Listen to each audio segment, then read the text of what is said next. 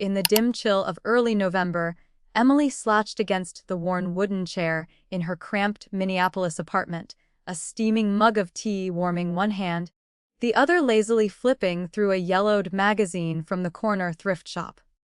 The air outside clawed through every crack in the walls, sharp and unforgiving, as a leaden gray sky loomed beyond the window, heavy with the promise of snow yet eerily still. The quiet was fragile, a held breath in the fading light, until the phone's shrill ring sliced through it like a blade. Emily's eyes flicked to the screen. Dad. Her heart stuttered, a flicker of hope warring with dread. She pressed the speaker button, bracing herself. Emily, you don't need to come home for Thanksgiving this year. Her father's voice was light, almost careless, as if he were canceling a coffee date. The words hit like a slap, and for a moment, she thought she'd misheard. I'm sorry, what? Her voice trembled, barely above a whisper. Would just think it's better if you stay put, he continued, smooth and rehearsed, no pause for her shock.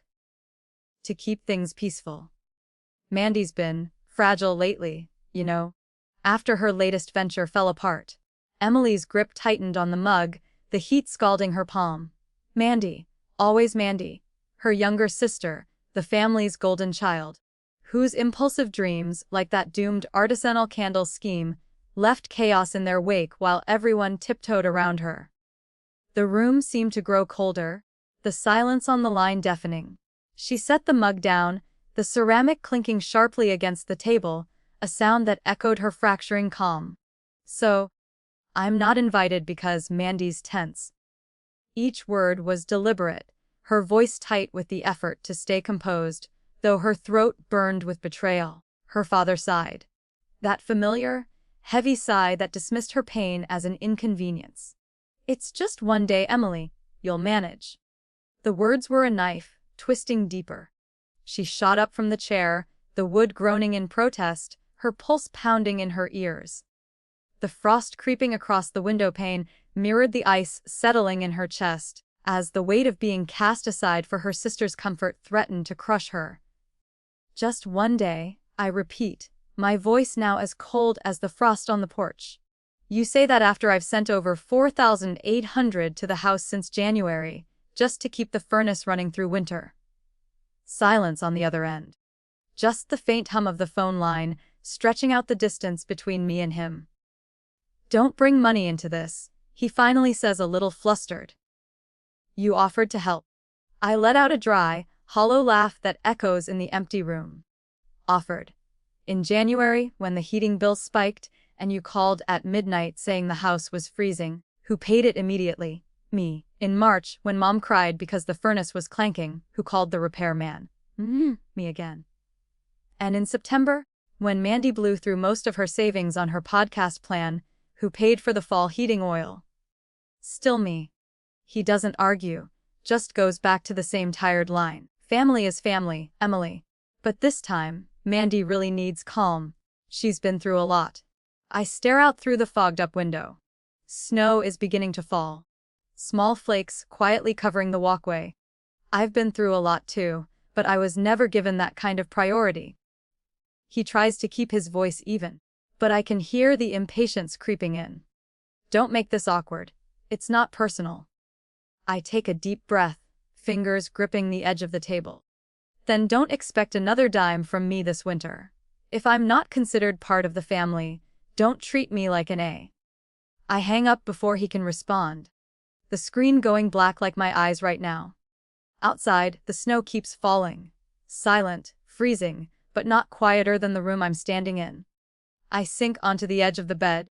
Hands clasped together, my thoughts tangled like the old cords in the kitchen drawer. That short phone call replays in my mind like a broken tape.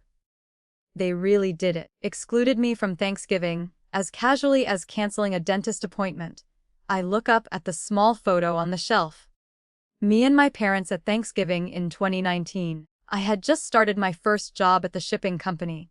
Low pay, long shifts, but I still caught a bus home just to sit at the table, eat Mom's roast chicken, and listen to Dad rant about his team losing. That warmth now feels like an old dusty memory. I get up, walk to the desk, and open my laptop. Wind howls outside, slipping through the old window frame, sharp and bitter. I opened the utility payment account, the one I set up for them last winter after Mom sobbed on the phone saying it was too cold and they couldn't afford heating oil. I was the one who called the oil company every month. I was the one who paid every bill, every dollar, over $2,400 last year and $4,800 this year just for heating. I did it not because anyone asked, but because I thought it was the right thing to do. I used to believe helping family through hard times came without conditions until I became the extra piece. I pull up the Excel file where I quietly logged every transfer. The last entry reads, 10 months ago, 400, sent ahead of the cold so they wouldn't worry. I wonder, do they even remember? I watched Mandy, my sister, burn through nearly 16,000 of my parents' savings in 4 months. Her artisanal candle business sounded artsy until she ordered over 1,000 candles from a mass production plant in Texas, slapped on a handmade label, and thought she could sell them at triple the price. No one bought them. The inventory piled up in the garage, and my parents, instead of scolding or holding her accountable, just shook their heads and said, "She's young.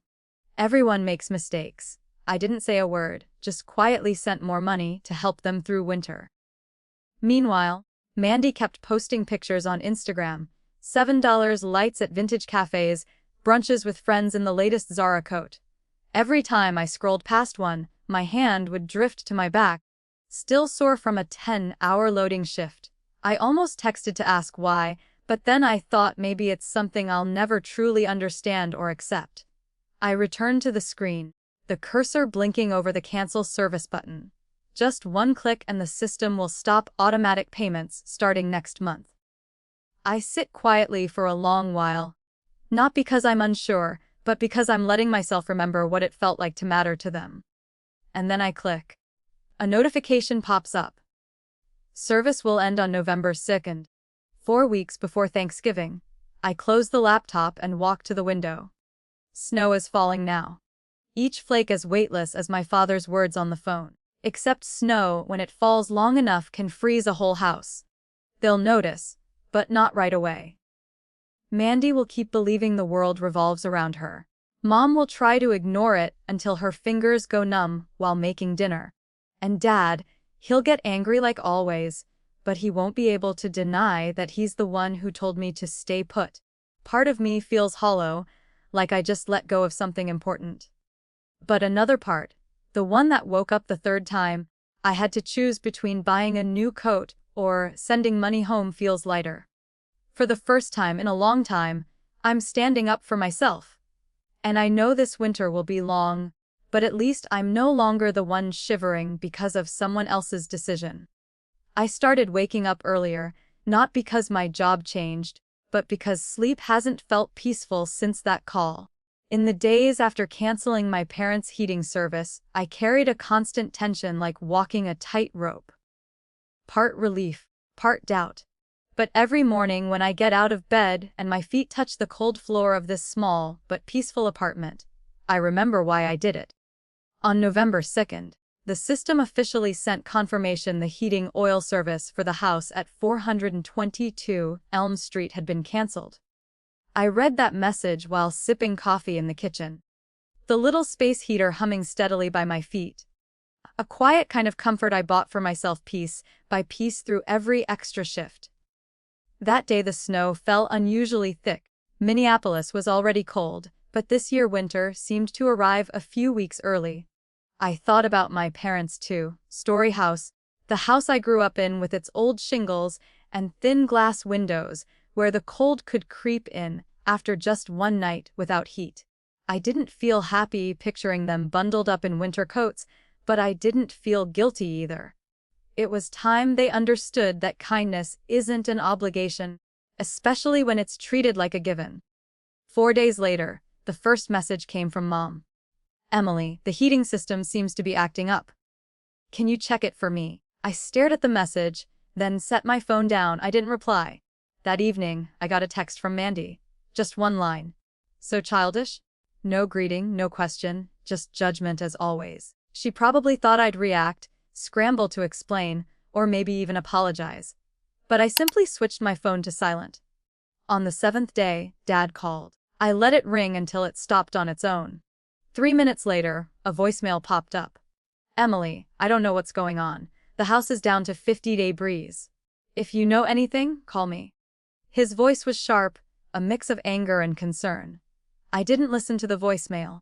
Instead, I went to the bookstore on Lake Street, bought a new novel, and sat for hours at the cafe next door, where the heater roared and the smell of warm cinnamon waffles filled the air. I let myself enjoy something I had always postponed. Time for myself. On the 10th day, I got a call from an unknown number. It was the heating oil provider. Hi, is this Miss Emily? Are you planning to renew service for the house at 422 Elm Street? We haven't heard back from the homeowners and the previous contract was under your name. I answered clearly, no. The contract was cancelled and will not be renewed.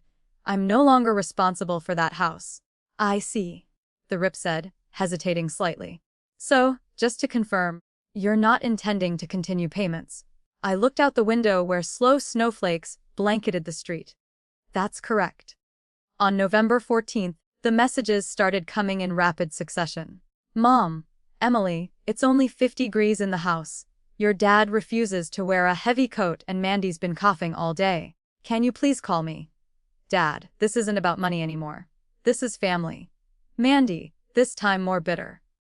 Fine, just pretend you were never part of this family. I read each message. Didn't delete them, didn't reply. I just saved them as a record for myself of where I once poured out everything and what I got in return. On the 16th day, Minneapolis was hit by the first snowstorm of the season. News alerts advised everyone to stay indoors. Some areas temporarily lost power. I sat by the window wrapped in a thick blanket, hands curled around a mug of hot cocoa, the heater humming steadily beside me. Outside, the wind howled through every corner of the city. Part of me wondered, were they huddled together in the living room, wrapped in every blanket they owned? Were they thinking of me, not as a money transfer, but as a person, the one who had quietly kept that house warm for the past 2 winters? Maybe not. But I wasn't waiting for that anymore. I set my phone aside, pulled the armchair closer to the heater, and opened the first page of my new novel. My eyes paused at the opening line. You can't warm a place where they always saw you as the cold wind, and I smiled. Since the heating was cut, the messages from my family increased with each drop on the thermometer. I didn't need to check my phone to guess their contents.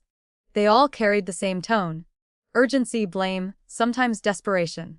On November 17th, the first text came from Mom. Emily, it's 54 degrees in the house. Your dad keeps coughing and refuses to take medicine. Can you help call someone? I read the message, then placed the phone face down on the kitchen counter. On the stove, a pot of potato and celery soup bubbled, its rich aroma filling the small kitchen. I stirred steadily, the heat fogging up the window panes. That afternoon, the outside temperature dropped to 25 degrees. The snowstorm arrived earlier than expected, wind gusting against the rooftops, but inside my little apartment, everything was warm and quiet. I wrapped myself in my favorite sweater, turned on the oven for extra warmth, and poured a cup of cinnamon tea. Somewhere else, I knew they were pulling out every thin blanket in the house, layering clothes, and turning up a thermostat no longer connected to anything. On November 19th, Dad called 12 times. I didn't pick up a single one. A message followed, short and commanding. Call me back. This isn't a joke. I gave a dry laugh. To them, I was still the obedient daughter, the one behind the scenes, the one who handled things. They forgot that even kindness has its limits. That same day, Mandy posted a story on social media. A picture of her feet in thick socks with the caption, "Cold enough to feel like we live in a freezer." I just scrolled past. I didn't feel pity. I didn't find it funny. I just thought it was accurate.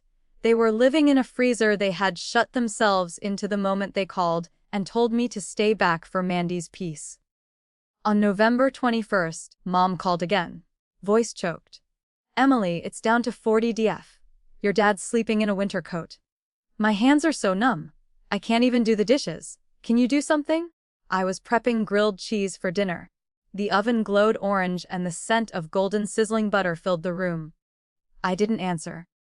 That evening, I ate in silence, the occasional buzz of messages breaking through the crunch of each bite. Each time my phone vibrated, I glanced briefly, then went back to enjoying my meal. I wasn't glad they were suffering, but I wasn't sad either. I was simply living within the boundaries I had drawn after years of being seen as the financial backup with no need for consent. On November 23rd, 2 days before Thanksgiving, a message from Dad made me pause mid-splice while chopping onions. Emily, if you still consider yourself part of this family, now's the time to prove it. I set the knife down and looked out the window. Outside, snow blanketed the porch and the neighbors' cars.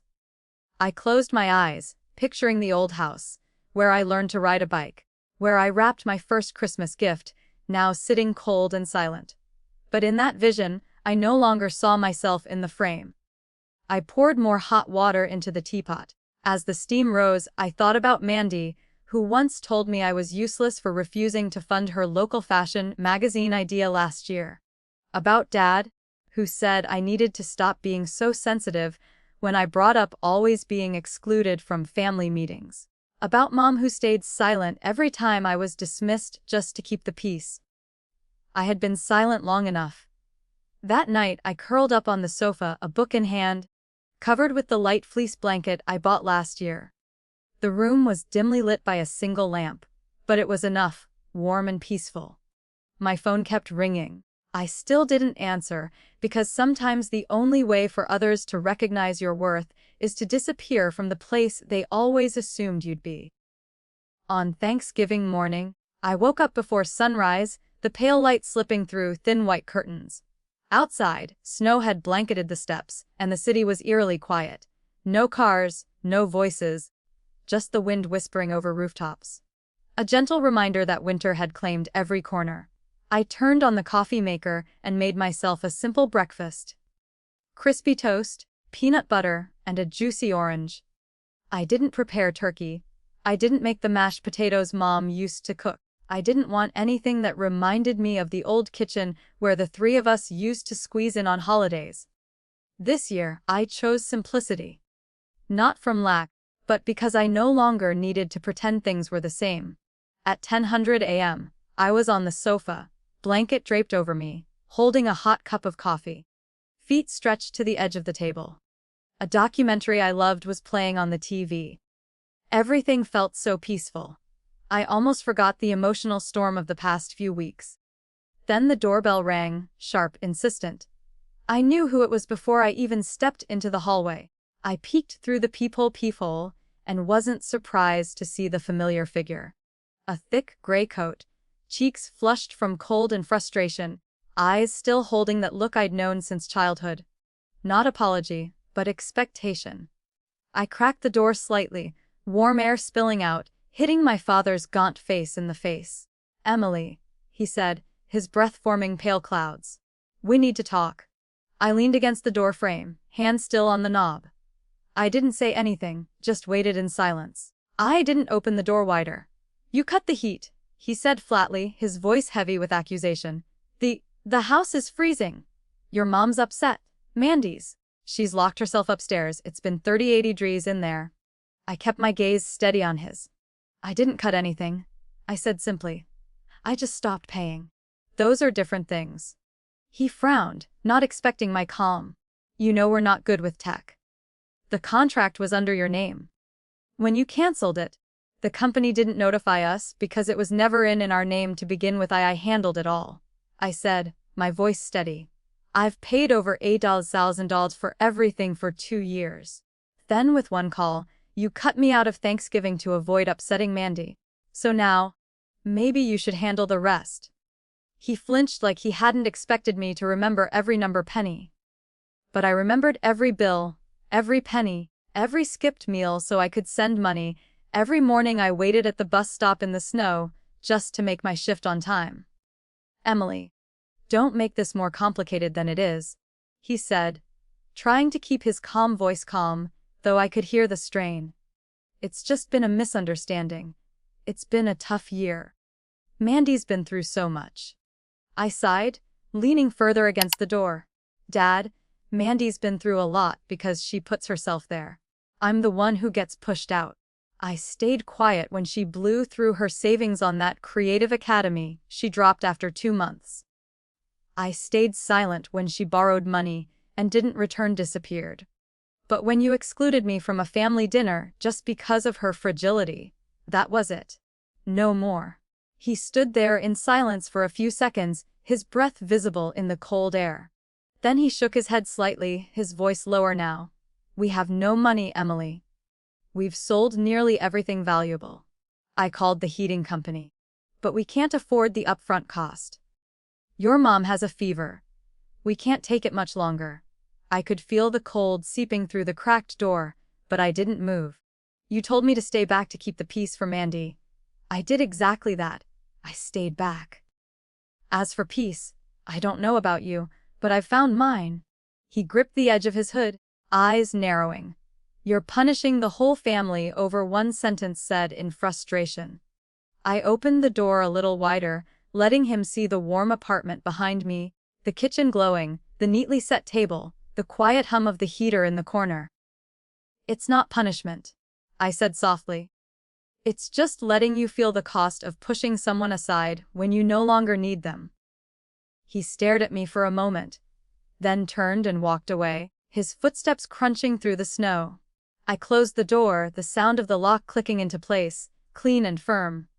Outside, the snow kept falling. Inside, I poured myself another cup of coffee, and for the first time in years, I didn't feel like I was trembling anymore. The week after Thanksgiving, I got a call from Haley, my cousin who lives in southern Minnesota, one of the few relatives who still kept in touch with me despite not being close to Mandy. Her voice came through the speaker, loud and clear, mixed with the sound of wind howling against her window. I just talked to Aunt Claire. Haley began straight to the point. Things at your house are worse than I thought. I sat down at the dining table holding a steaming cup of ginger tea, my eyes following the fog rising on the window pane. Mandy's moved out? Haley continued. Her new boyfriend just broke up with her. She crashed at her best friend's place, but they only let her stay for a few days. Now she's sleeping on someone's couch in Eden Prairie. I wasn't surprised. Mandy always had a way of making everything orbit around her until no one was left to spin. The affection she'd relied on all her life had finally scattered with the cold wind. I didn't care. What about my parents? I asked, my voice calm. Aunt's staying in a roadside motel near Highway 52. Real cheap. The kind people rent by type with the week with walls thin as paper. I heard she's got a mild case of pneumonia. And my dad. Haley hesitated, then sighed a sigh. He sold Grandpa's old watch collection to pay off for some temporary heating oil. But it'll only last a few days. I gently tightened my grip around on the teacup. That watch collection was the only thing my grandfather had left behind. Once, it was displayed like a treasure in the glass cabinet in the living room.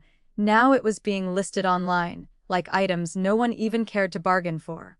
You okay, Emily? Haley asked softly, sensing my long silence. I'm okay, I replied. I nodded, even though she couldn't see. Just a little sad about how it all ended. I'm not, Haley said, her voice firmer. I think you did what you had to do. If people only come to you when they need something, that's not family. That's using you. We chatted a bit more before hanging up. I looked at the phone in my hand, the screen now dark, reflecting my lonely face in the kitchen light. Not happy, not angry, just the cold clarity of someone who had finally stopped running. Not because they were tired, but because I had gone far enough to realize I owed no one anything anymore. In the days that followed, I slipped back into my regular rhythm. Early mornings with my coffee, work shifts at the distribution center from 7 to 3, afternoon picking stops at the local market for a fresh produce and new pastries, and evenings spent reading, listening to old jazz records, and occasionally calling Haley to hear stories from outside the family circle. Other than that, I heard nothing from Dad, Mandy, Dad, or Mom. The messages had stopped coming after Dad came to my door. The old house on Elm Street was now listed for sale on a local real estate site. They couldn't afford to keep it, I heard, not even with winter just beginning.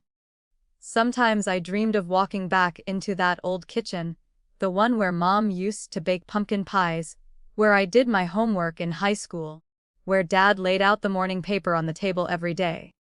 But in the dream, the kitchen was cold, dim, and no one was there. I just stood quietly, looked around, and gently closed the door behind me. I wasn't angry with them. Truly, I wasn't. But I didn't feel sorry anymore, either. Maybe because in the end, I had been cold and alone too. Except I had learned to stand up and build a fire for myself. One night in early December, Haley called again. Her voice rang out between laughter and exasperation. "Emily, you won't believe this. Mandy's on the internet telling some sob story about being abandoned by family like you're the cruelest person alive."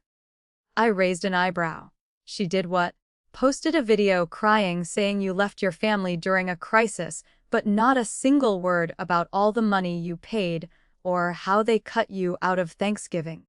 I chuckled a small smile without bitterness. "Let her talk," I said. "People will believe what they want. I don't have to prove anything anymore." Haley laughed loudly. "I love this version of you. Solid, like a rock, unshakable. You're honestly inspiring." After the call, I got up, made myself a cup of hot cocoa, sat by the window, and watched the snow fall slowly under the warm glow of the street lamp. The world outside was still cold, still quiet, harsh. But I had learned how to keep myself warm from the simple things, from my clear boundaries, from knowing my own worth, and knowing that sometimes to live in peace, you have to walk away and never look back. That afternoon, the snow was thick and falling fluffy, covering my small balcony where I kept a dried lavender pot. The city was silent in a -4-degree cold. No one would go outside unless they absolutely necessary had to. I was folding up a freshly washed wool scarf when I paused. The doorbell rang. At first, I thought it might be a delivery, but then came a knock, steady, hesitant, like someone unsure if they should be there. That made me pause. I walked to my door and looked through the peephole. It was Mom. She stood there, bundled up in a puffy jacket coat that nearly swallowed her small frame face. A wool scarf wrapped tightly around her neck, snow piled high on her shoulders, and thick hat. She was clutching an old handbag with both hands, her shoes buried deep in the snow, looking both weathered and strangely unfamiliar to me. I hesitated for a long time, few seconds, before cracking open the door, keeping a thin narrow gap between the cold outside and the warmth inside us. "Emily," my mother said softly, her voice low, trembling. I couldn't tell if it was from the cold or something deeper else. "I'm sorry for coming here unannounced, but I didn't know how much time longer I had left to could wait." I leaned against the door frame, keeping my distance. "Why are you here out here in this?" I asked, my voice even colder than the wind. "I took the bus," she said, catching her breath, inhaling sharply before coughing lightly. "Then walked a few blocks the rest of the way. Took me nearly an hour, but I thought maybe you'd be willing to hear me out this time." I didn't say anything. I just waited, standing in silence, my eyes on her face. "I've been thinking a lot about Thanksgiving, about all the winters before this one that." She tightened her grip on her bag, her voice shaking, eyes now fixed on the tiled doorstep. Where the snow was melting had started to melt into tiny pools of water. "And I realized I was wrong," she continued, her voice breaking. "Not just for what happened on Thanksgiving that day, but for all the years I let you carry everything alone and treated it like it was just expected of you." I tilted my head slightly, studying her face. For the first time in years, I saw my mother without the mask of quiet strength she always wore. No justifications, no polished reasoning. Just a woman trying to find her way back from a path she'd chosen long ago. "Mandy regrets it too," she went on, her voice softer now. "She says things never should have gotten this far out of hand. She says, you don't owe us anyone anything." I let out a dry laugh, sharp and short. "Too late, Mom." Everyone says I don't owe anyone anything now. Only after I stopped paying. Only after everything fell apart do I suddenly become someone worth appreciating. That's not it. She shook her head quickly, her voice catching in her throat. I just want you to know I understand now. And I'm sorry. I'm so sorry I didn't stand up for by you sooner. I looked at her for a long moment, my eyes steady on hers. Those apologies, if they had come years ago, might have softened me. But now the wounds no longer bled. They had turned into scars, and scars don't feel the same. You chose Mandy over me, I said slowly, every word as sharp, deliberate, and cold as the winter air wind. When I needed a seat at the family table, you told me to stay away back, because Mandy was too stressed. When the house was falling apart in trouble, I paid the bills. But Mandy was the one you comforted being comforted. When I finally started living for myself, you called it punishment. So, what now? You're here to ask me to carry it all again. She looked up at me, her eyes glistening full of tears, her face pale from the cold. No, I'm not asking you to come back or do for anything. I just want you to know you matter to me. And even if you never forgive me, I'll accept that. I didn't respond right away. I opened the door just a little wider, not to invite her inside in, but to let her feel the warmth radiating from behind me. From the apartment I'd kept warm lit, heated, and peaceful on my own. A stark contrast to the cold place she had come from. I'm not angry anymore, I said, my voice calm and honest. But I'm not the same person I was either. I'm not the last piece bold, holding the family together anymore. I've stopped doing that, and I'm not going back. She tightened her grip on her bag, her hands trembling, then nodded slowly. I understand, she whispered. I didn't close the door right away. We stood there for a few seconds more, neither of us speaking, saying nothing, letting the cold wind blow between the silence. Then she stepped back and turned away. I watched her walk off, her figure shrinking smaller in the snow, her footsteps muffled. When I closed the door, I didn't feel the lightness I thought I would, but there was no regret either. Just a quiet, warm certainty, like the soft glow of the lamp in my apartment, that I had made the right choice for myself. I returned to the sofa, pulled the blanket over myself, and resumed the old jazz track I'd paused earlier. And as the saxophone played, I knew for the first time in years, I no longer needed anyone's permission to live my own life. January passed in a soft white hush of snowfall. The city lay frozen in bitter cold, and I continued living at the quiet pace I'd chosen.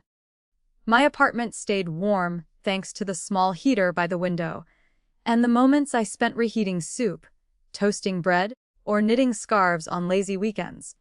There were no more messages from Mom. The last time she came was right after Thanksgiving, and since then, I hadn't heard a word.